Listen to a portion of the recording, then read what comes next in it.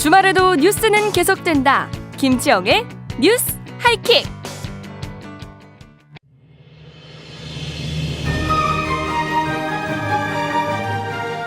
일요일 저녁 세상의 모든 지식과 소식을 알려드립니다. 세모지. 오늘은 최근 전 세계 집중 이슈인 트럼프발 관세 전쟁 이야기를 한번 자세히 다뤄보려고 하는데요. 관세법, 국제무역, 상법소송 분야에서 20년 이상 활약한 법률 전문가를 모셨습니다. ACL 법률그룹의 대표 변호사인 김진정 변호사가 함께합니다. 어서 오십시오. 네, 안녕하세요. 현재 미국에서 활동 중이시잖아요. 네, 캘리포니아주 오렌지 카운티에 로펌이 있으시고 네. 20년 이상 국제무역 관세법 관련해서 활동해 오셨다고 제가 들었는데 우리 기업들과 관련해서 관세 소송도 많이 다루셨다고요. 네, 주로 뭐 관세 문제는 이제 미국 세관 당국이 네. 원산지 검증이나 또 이런 통관 거부, 추징금 반덤핑 뭐 이런 우회 수출 또 기타 비관세 장벽 이런 거 네. 이런 케이스가 이제 있으면 이제 저희가 조력해 드리고 좀 심각해질 경우에는 네네. 이제 관세청에서 케이스가 연방 법무부로 넘어가요. 이제 연방 검찰들이 이제 소송을 하죠. 네네. 그때 저희가 이제 소송 방어를 하고 있습니다. 다양한 케이스도 보셨을 테고 제가 듣기로는 일기 트럼프 행정부 때 네. 우리 정부에 대한 자문도 조금 관세 정책과 관련해서 하셨다라고 그렇죠. 들었습니다. 뭐 관세 비관세 정책들 우리 이제 네. 우리 공무원들이 이제 뭐 이렇게 협상 나가기 전에 좀 전문가들 찾아서 의견을 구하잖아요. 네네. 뭐 한국에서도 전문가가 있지만 그래도 제가 우리 관세청이랑 또 일도 많이 관세청뿐만 아니라 이제 여러 가지 기관에서 일을 좀 그 관리들과 이렇게 네네. 커뮤니케이션이 있기 때문에 좀 자문을 할 때 제가 도와드렸습니다. 그럼 이제 본격적으로 얘기를 좀 해보죠. 트럼프 대통령이 이제 뭐 관세 정책으로 세계를 주무르고 있다 이렇게 저희가 얘기할 수 있을 것 같은데 네. 1기 때도 그랬고 2기 때는 더 심해진 걸로 저희가 얘기를 하고 있지 않습니까? 도대체 트럼프 대통령한테는 이 관세 카드라는 게 어떤 의미를 가지고 있고 왜 이렇게 관세에 올인하고 있다라고 봐야 될까요? 이 트럼프 관세를 좀 이해하려면 네. 트럼프가 관세 얘기를 언제부터 했는지가 참 중요해요. 트럼프는 1980년도부터 사실은 놀랍게도 관세 얘기를 했었어요. 아, 그 당시에 그 사람이 이제 소위 말해서 잘 나가는 뜨는 이 젊은 기업가였을 때 네네. 그 다이안 소이랑 그 이렇게 인터뷰하는 내용을 보면 일본이 그 당시에 미국의 GDP 한 뭐 73% 정도 네. 그 당시에 갔을 때 일본 애들을 왜 저렇게 내버려 두냐. 저 미국 뜯어먹고 있는데 관세를 10% 15% 매겨라. 이제 그런 주장을 했었죠. 뭐 그 이후에 뭐 대통령이 나온다는 말도 있고 그랬는데 아무튼 그 이후에 이 관세를 해서 이 미국이 잃어버린 것을 되찾겠다. 그런 컨셉이죠. 사실 이 모든 그 원인이 네. 이 불행이 이제 중국이 2001년도에 WTO에 가입하면서부터 생겼다고 보시면 돼요. 왜냐하면은 그 이후라 지금이나 비교하면 미국 중상층들이 생활이 훨씬 힘들다는 거죠. 네. 그 원인이 이제 예를 들면 뭐 WTO다, 자유무역협정이다. 사실 이번에 그 왜 취임식 때 보면 바이든 대통령이 그 옆에 있는데도 불구하고 막 그렇게 심하게 진짜 민망스럽게 네네. 하잖아요. 전 정부 욕을 하죠. 그렇죠. 뭐 바이든뿐만 아니라 오바마, 뭐 레이건 이후에 그 머저리 같은 대통령들 네. 전부 다 무능하고 유약하고 이렇게 중국이 막 소위 말해 악행을 저지르는데도 아무것도 안 했다 그치. 40년간 중산층이 붕괴되고 물가 인상되고 뭐 저기 국가 부채는 뭐 36조 달러 나가고 이제 한마디로 이제 엉망됐다 미국 경제가. 네네. 이 경제를 살릴 수 있는 거는 여러 가지 방법이 있지만 제일 쉬운 게 관세다라고 그렇게 생각을 하고 있는 거죠. 생각보다 그러면 관세에 대한 얘기를 한 건 정말 오래전이고 아주 1980년대부터 오래됐고 이 관세에 대한 그 역사를 좀 이해를 하면 네. 뭐 이 사실 관세가 참 쉽게 할 수 있잖아요. 말하자면 이제 오랫동안 병들었는데 암이 됐단 말이에요. 좀 약간 후유증이 있지만 세게 약을 처방하는 거죠. 관세라는 독곡물을. 네, 그렇게 이해하시면 되죠. 근데 이제 관세를 부과했을 때 부작용에 대한 논란도 많지 않습니까? 당장은 물가 인상을 걱정하고요. 그럼에도 불구하고 트럼프 대통령이 이렇게 관세를 강하게 얘기하고 있는 거는 다른 노림수가 있는 건가요? 그렇죠. 사실 관세를 얘기하면 이제 모든 분들이 경제학자들 월가에서만 계속 작년부터 관세 올라가면 물가 물가 올라가고. 올라간다 이렇게 네. 해서 뭐 주식 떨어지고 뭐 난리 네. 났잖아요. 경기 침체 올 것이다 그렇죠, 이런 얘기하죠. 그렇죠. 예. 근데 관세가 이제 세 가지 원래 전통적으로 교과서에 있는 그 용도가 뭐냐면은 네. 관세가 일종의 세금이니까 세수 증가하죠. 네. 그래서 지금 이 관세 정책을 뒷받침하고 있는 약 책사라 그럴까요? 스티븐 마이런이라는 분이 계신데 이분이 이제 경제 자문위원장이죠. 네. 그러니까 이분이 그 마이런 보고서에 보면 이 미국이 이 관세를 20%에서 한 50% 정도 보편 관세를 해야 1조 달러 정도 세수를 확보할 수 있다고 그렇게 트럼프 대통령에게 자문을 했죠. 이런 세수 증가가 있고 그다음에 이제 어떤 국가 산업을 보호하기 위해서 이제 관세를 올려서 제한하는 네. 그런 목적. 그다음에는 이제 더 이상 손해 보지 않고 이제 호혜라 그러죠. 서로 이렇게 국가끼리 상호 관세가 있고 이렇게 세 가지 종류가 있는데 그 외에 이제 이런 관세를 협박용으로 사용하고 또 뭐 협상용으로 사용하는 그런 방법이 있는데 이런 방법들을 생각하면서 관세를 정책을 했단 말이에요. 했는데 물가가 올라간다는 아주 부담스러운 그런 이제 문제점이 있는데 이 문제점을 트럼프는 어떻게 생각하느냐가 참 중요해요. 네. 트럼프는 이거 어떻게 생각하느냐. 애드리스 트럼프의 책사들을 어떻게 생각하느냐면은 이 관세가 영향을 미치는 그 포션하고 네. 관세로 영향을 미치는 만큼 끌어내릴 수 있는 포션이 있다는 거죠. 예를 들면 이렇습니다. 관세가 미국 경제에 미치는 영향이 한 13% 정도 되고요. 그리고 에너지가 미치는 영향이 한 11, 반대로 관세가 한 11% 되면 에너지가 한 13% 정도 영향을 미친다 그래요. 학자들이. 그러면 보편 관세를 10% 올리면 에너지 가격을 10% 내리면 옵셋이 된다는 거죠. 이쪽이 올라가고 이쪽을 그렇죠, 내리면 그렇죠. 예. 얼마든지 물가는 잡을 수 있다 이런 그렇죠. 생각을 한다. 그런 생각을 하고 있고 두 번째는 뭐냐면 이제 여러분들이 많이 봤지만은 일반적으로 관세를 잘못 올리면 디플레이션이 일어날 수가 있어요. 왜냐하면 네. 사람들이 안 사버리니까. 네. 그리고 이제 그 아까 에너지 가격뿐만 아니라 그 다음에 일론 머스크가 등장해서 1조 달러 정도의 예산을 줄이겠다고 하죠. 네. 지금 상당히 뭐 이렇게 공무원도 심하게 하고 자르고 막 있거든요. 예. 하셨습니까? 하고 네. 있는데 이 일론 머스크도 이 물가를 내리는 역할을 하고 있을 거고요. 그다음에 또 뭐냐면은 1기 때 보면 실제 2018년도 7월 달에 관세가 들어오고 네. 2020년도 1월 5일에 이제 관세 그 협상이 돼 가지고 관세가 없을 때 그 기간을 보면 실제 인플레이션이 일어나지 않았어요. 물론 그때의 규모와 지금의 규모가 다르다고 생각할 수 있지만 생각보다는 관세로 미치는 그 영향이 많지 않다라고 생각했죠. 4% 정도 그렇게 생각했는데 실제 데이터가 나와 있어요. 제가 네네. 이제 보여드릴 수는 없는데 제가 어저께 목요일 날 우리 산자부에서 했던 행사에 나가서 키노트를 할 때 이런 얘기를 했었는데 자료를 보여드렸는데 실제로 보면 재밌는 자료가 나오고 또 어떤 일이 있냐니까 트럼프 대통령이 인터뷰를 할 때 보면 네. 항상 이런 얘기를 많이 해요. 기자들이 그 관세가 올라가면 물가 인상 될 텐데 어떻게 할 거냐고 얘기 물어보면 관세는 사실은 이 미국의 수입자 즉 미국 회사들이 내게 돼 있는 거거든요. 네. 근데 트럼프 대통령이 무슨 얘기를 하냐니까 걔네들이 관세를 낸다. 즉 중국이나 외국 국가가 관세를 낸다고 그렇게 네네. 얘기를 해요. 그게 무슨 뜻이냐면은 실제적으로 관세를 올리면 예를 들면 월마트가 관세를 올리잖아요.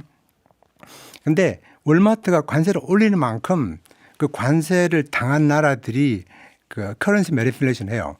자기들이 환율의 가치. 환율 가치를 네. 떨어뜨린다는 거죠. 네. 이그젝트를 1기 때 그렇게 했어요. 관세가 14% 올라가면 중국이 대표적으로 그렇게 그렇죠, 했죠. 그렇죠. 그렇게 해서 위안화의 환율을 옵셋되고. 떨어뜨리면서 이 관세의 영향력을 상쇄시키려고 그렇죠, 했죠. 그렇죠. 네. 그것뿐만 아니라 약간 언론에는 알려지지 않은 얘기인데 실질적으로 예를 들면 내가 100만 불을 수입을 해요. 네. 수입을 하면 관세가 중국의 에버리지가 지금 30%입니다. 이번에 이제 20%가 더 붙어서 지금 50%예요. 네. 자, 100%를 이제 100만 불을 수입을 한다고 칩시다. 그러면 관세를 50만 불을 내야 되잖아요. 네. 그걸 누가 냅니까?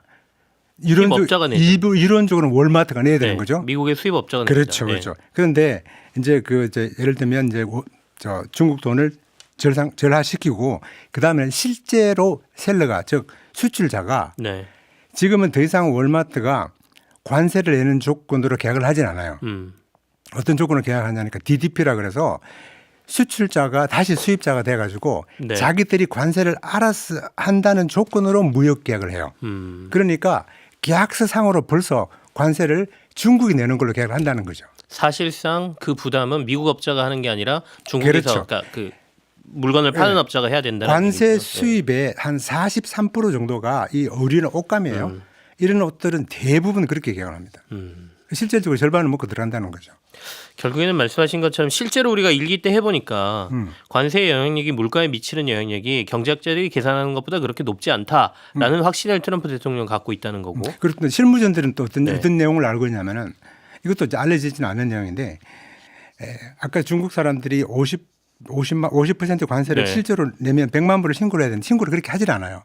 예를 들면 20만 불만 신고하면 그러면 50% 해봐야 10만 불만 내면 되는 거죠. 네네. 그러니까 약간의 뭐 탈세라는 그런 컨셉인데 그런 일들이 벌어지기 때문에 실질적으로는 그렇게 관세로 인해서 많은 세수가 거쳐지지 않았어요. 네. 결국에는 이제 세부적인 부분까지 좀 말씀을 해주셨는데 네. 어쨌든 그러면 계속해서 관세와 관련된 다양한 정책들이 쏟아질 수밖에 없는 상황이지 않습니까? 그렇죠. 우리한테 미칠 영향이랑 그다음에 우리가 여기에 어떻게 대응해야 되는지가 사실은 국내에서 가장 큰 관심이기 때문에 지금 철강 알루미늄 25% 관세는 이미 매겨진 상황이고요. 그렇죠. 추가적으로 뭐 반도체, 자동차, 의약품 뭐 이런 관세가 국내에 매겨질 거 아니냐라고 두려움이 좀 있거든요. 네네. 어떻게 보십니까? 이 1기 때랑 조금 비교를 해볼 수 네네. 있는데 1기 때는 협상 과정이 굉장히 오래 걸렸고 중국도 거의 막 1년 6개월 이상 협상을 하고 그랬는데요. 2기 때는 트럼프 대통령이 들어오자마자 바로 중국을 때리잖아요. 네. 똑같이 한국도 일단 먼저 관세를 부과를 할 텐데 트럼프 대통령은 이런 얘기했어요. No steel, no country. 철강이 없으면 나라도 없다. 그 철강에 대해서는 굉장히 진심이에요. 네. 그래서 철강에 대해서는 양보를 안 할 거고 그리고 이제 큰 그림을 이해하셔야 되는데 네. 큰 그림으로 봐서 미국이 지금까지 한 18조 달러를 세계 모든 나라들이 중국이 한 6조 달러 정도를 이제 미국으로부터 갈취해 가고 우방국들도 다 갈취해 갔다는 거죠. 갈취는 어떻게 갔다는 네, 건가요? 그러니까 예를 네. 들면 이제 영어로 ripped off 그러니까 이 마음씨 좋은 미국을 다 뜯어먹었다는 거죠. 네. 트럼프 입장에서는 네네. 그러니까 이 바보들이 다 뺏겼다는 거죠. 무역 적자를 통해서. 무역 적자가 이제 메인이죠. 네네. 메인인데 그래서 그 무역 적자 돈들이 다 다시 미국으로 들어와 가지고 예를 들면 땅을 사고 뭐 자기들이 유리하게 만들어 왔다는 거죠. 그래서 한마디로 얘기하면 트럼프는 관세라는 것도 중요하지만 전체적으로 내가 손해본 금액을 다시 찾는다는 컨셉이 더 커요. 크기 때문에 그래서 우리가 그런 관점에서 이제 보편 관세가 매겨지면 보편 관세라는 단어로 나오지는 않겠고 네. 품목별로 관계가 이제 이게 상호 관세라 그러는데 그렇게 매겨질 텐데요. 큰 그림으로 미국이 어떤 보상을 받는다면 그런 것도 상당히 약간 유도리 있게 되지 않을까 이렇게 보고 있죠. 그러니까 결국에는 상호 관세를 부과를 하겠지만 말씀하신 건 상대적으로 아까 우리가 뺏겼던 돈을 관세 말고 다른 걸로라도 그 국가가 미국에 해준다라고 하면 그러니까 일종의 투자라든지 그러니까 방위비 분담이라든지 그렇죠. 뭐 이런 것들을 해준다라고 하면 관세는 낮아질 거다 이렇게 그렇죠. 보시는군요. 예를 들면 유럽 같은 경우에 네. 독일 같은 경우도 뭐 공짜로 방해해줬다. 네네. 한국도 마찬가지고 일본도 마찬가지고 그런 관점에서 본다는 거죠. 그럼 결국에는 우리가 그걸 뭔가를 던져줘야 된다는 말씀이시죠? 뭔가를 던져주지 않으면은 네. 관세를 피하기는 좀 힘들다는 거죠. 그러나 모든 전반기적으로 온다고 보지는 않고요. 네. 뭐 품목별로 그렇게 상호 관세가 나온다고 보면 되겠습니다. 그러면 그 전에 네. 우리가 이미 바이든 행정부 때 네. 반도체 회사라든지 뭐 2차 전지 회사라든지 이런 데들이 미국 내 대규모 투자를 약속을 했지 않습니까? 그렇죠. 그리고 현재도 지금 하고 있지 않습니까? 네, 투자를 많이 그거는 했죠. 협상의 도구로 활용을 할 수 협상의 있나요? 도구로 고려가 되겠죠. 그런데 트럼프 대통령이 생각할 때는 한국은 굉장히 잘 사는 나라라고 생각해요. 잘 사는 나라라고 생각하고 얘기를 해보면 얘기 하는 걸 들어보면 그래서 충분히 우리한테 해줄 수 있는 여력이 있다고 생각하는 거죠. 도대체 어느 정도를 해줘야 만족을 할까요? 글쎄요. 일단 뭐 방위비 얘기가 나오겠고 네네. 그리고 항상 트럼프 대통령이 하는 얘기가 너가 카드가 있냐 그런 관점에서 봐야 되거든요. 그래서 굉장히 좀 빨리 진행될 텐데 네. 우리가 가지고 있는 카드를 이전에 일기 때 중국 사람들이 굉장히 겸허하게 이걸 질질 끌었었는데 우리도 약간의 그런 전략을 가지고 우리도 카드가 있다라고 카드를 계속 보여주면서 네. 그렇게 뭐 우리도 예를 들면 뭐 조선이라든지 또 반도체라든지 또 뭐 여러 가지 그 투자 능력 네네. 뭐 그런 것들의 카드가 있기 때문에 그리고 뭐 그런 이제 그런 방향으로 미국과 이렇게 딜을 하면 되겠죠. 딜을 하는 과정이 방금 전에 말씀하신 게 중국이 일기 때 네. 우리도 이거 있고 하면서 좀 질질 끌었다라고 말씀하시지 않습니까? 그러면 우리도 약간 협상 카드를 계속 던져주면서 미국하고 협상 기간을 길게 만드는 게 유리합니까? 아니면 처음부터 absolutely 길게 만들어야죠. 무조건 길게 가야 그렇죠. 됩니까? 왜냐하면 그게 시진핑이 썼던 얘기인데요. 네. 사실 트럼프 대통령이 직접 챙겨요. 이 관세는. 네네. 일기 때 보면 놀랍게 직접 챙기는데 그 로버트 라이트하이즈라는 그 No Trade is Free라는 책을 저술하신 분, 통상부 장관 그 뒷얘기들이 참 많은데 그 통상부 장관이 집요하게 그렇게 안 했으면 아마 일기 때 그 관세가 제대로 되지 않았을 거예요. 그런데 트럼프가 꼭 챙기거든요. 그래도 한미 FTA 우리 지난번에도 협상할 때 잘 안 되면 언제까지 안 되면 내가 관세 매기겠다 이렇게 얘기했거든요. 네네. 그러나 지금은 다른 핫 이슈가 많기 때문에 될 수 있으면 노 프로파일로 그냥 눈에 안 띄게 하는 게 제일 좋은 전략이라고 볼 수 있겠죠. 네. 그럼 한꺼번에 우리가 가지고 있는 모든 걸 카드를 까면 안 되고 그러니까 하나씩 하면서 일단은 시간을 길게 가면서 명확하게 관세가 부과되는 시점을 계속 뒤로 미뤄라 이런 말씀이시네요. 미루기는 좀 쉽지 않을 겁니다. 왜냐하면 이전에 그렇게 해서 트럼프가 경험을 했기 때문에 일단 네. 관세를 먼저 때리고 그래서 사실 관세를 차라리 맞더라도 왜냐하면 틀림없이 관세를 때리고 다시 걷어들여요. 왜냐하면 트럼프 대통령이 지금 요새 관세가 갈팡질팡했잖아요. 그렇습니다. 그 이유가 있어요. 그 왜 이유가 갈팡질팡했냐면은 관세는 세수와 제한과 그리고 상호성 이 세 개가 동시에 작동하면서 움직이는데 하나가 많이 가면 하나가 틀리게 돼 있어요. 그렇기 때문에 이제 관세 인상 때문에 멈칫할 수도 있고 또 예를 들면 미국 CEO들이 막 강력하게 얘기하면 네. 또 멈칫할 수 있고 그럴 때마다 트럼프가 자기 표현대로는 유연성을 발휘한다. 유연성을 발휘한다라고 그렇죠. 하지만 결국엔 이 세 개를 맞추기 위해서 세 개- 조절할 수밖에 없다. 자기도 어떻게 할 수가 없는 거죠. 그거는.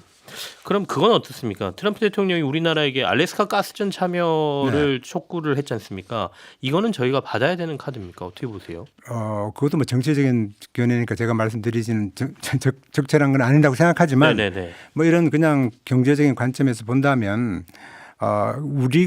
우리에게 도움이 된다면 당연히 참여를 해야 되겠지만 만일에 굉장한 재정적인 부담이 있다 그러면 뭐 여러 가지 이유를 해서 약간 고민을 해봐야 되겠죠. 왜냐하면 그게 사실 그 투자라는 게 아주 먼 미래에 가는 투자인데 네네. 얼마나 그 실효성이 있을지는 좀 두고 봐야 되지 않을까 생각이 드네요. 그래서 어쨌든 우리가 협상 카드로 활용할 만한 소재는 맞나요? 뭐 돈이 우리가 줄 능력이 있다는 것을 보여주면서 네. 예를 들면 뭐 그걸로 인해서 예를 들면 관세를 좀 더 그런 협상 만일에 협상이 된다 그러면 그렇게 딜레이 시키는 전략은 좋은 전략이라고 볼 수 있겠죠.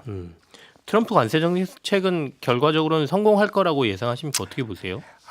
이게 뭐 쉽지는 않을 겁니다. 왜냐하면은 이제 이렇게 트럼프 대통령이 이제 이렇게 갈팡질팡하는 이유가 뭐냐면 네. 내년 중간 선거 때 만일 일기 때처럼 일기 때 실패까지는 아니지만 그렇게 그 뜻을 못 이룬 이유가 네네. 중간 선거에 패배했거든요. 그런데 이번에도 만일 중간 선거에 인플레이션이 심해져 가지고 국민들이 다시 민주당으로 돌아왔으면 힘들죠. 참 어려운 문제인 것 같습니다. 지금 계속해서 이제 4월 되면 상호관세 얘기도 나올 테고 네네, 4월 비관세 1일 날. 장벽까지도 네. 저희가 이제 봐야 된다. 그러면서 여러 가지 얘기가 나오는데요. 어쨌든 저희가 조금 길게 협상을 하면서 최대한 뒤쪽으로 시점을 끌 필요도 있다라는 얘기까지 들었습니다. ACL 법률그룹의 대표 변호사인 김진정 변호사와 함께 관세 관련된 얘기 해봤습니다. 고맙습니다. 네, 감사합니다.